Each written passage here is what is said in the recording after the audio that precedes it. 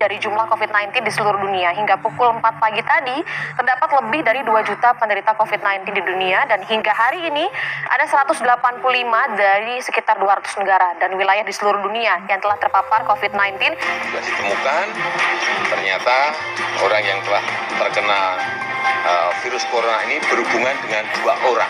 Seorang ibu yang umurnya 64 tahun dan putrinya yang berumur 31 tahun. Dicek oleh tim kita pada posisi yang ternyata pada posisi yang sakit. Dicek dan tadi pagi saya mendapatkan laporan dari Pak Menteri Kesehatan bahwa ibu ini dan putrinya positif corona. Kemarin sore sudah ada 19 kasus infeksi virus corona di Indonesia dan baru saja beberapa saat yang lalu Ahmad Yuryanto juga menyatakan selaku Ketua Satgas Penanganan COVID-19 Indonesia bahwa jumlahnya bertambah. COVID-19 di Indonesia, jumlah kasus terkonfirmasi positif COVID-19 masih terus bertambah. Penambahan kasus COVID-19 di Indonesia menjadi yang terbanyak sejak pertama kali dilaporkan.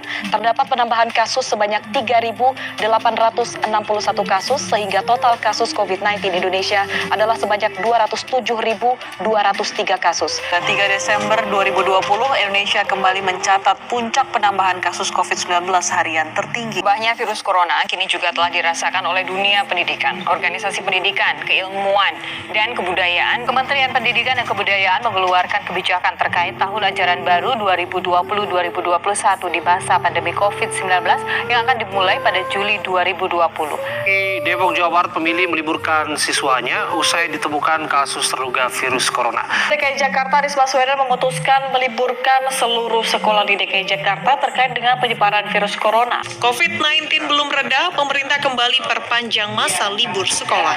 Pandemi COVID-19 yang belum reda memaksa pemerintah memperpanjang masa libur siswa. Nampaknya skenario belajar di rumah karena wabah COVID ini akan diperpanjang sampai akhir tahun 2020. Katanya hanya 2 minggu, tapi nyatanya sampai 1 tahun berlalu. Namun pandemi virus corona tak juga kunjung selesai. Semua rencana yang telah diatur pun terpaksa harus ditunda. Semua aktivitas pun harus dilakukan di rumah saja.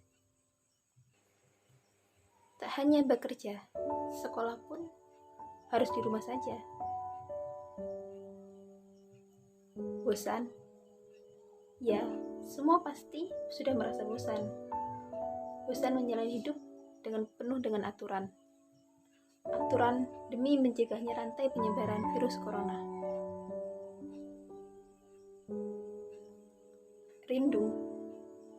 Ya, semua pasti rindu. Rindu menjalankan hidup seperti sedia kala. Aku rindu belajar dan kuliah sambil duduk di bangku kelas. Aku rindu saat kuliah tak harus selalu di depan laptop dan komputer. Aku rindu bersenda gurau bersama teman-teman. Waktu demi waktu, hari demi hari, tahun pun ikut berganti, tapi keadaan belum berganti. Namun kita hanya bisa berdoa agar semua pandemi ini cepat berlalu dan kita bisa beraktivitas seperti sedia kala. Allahumma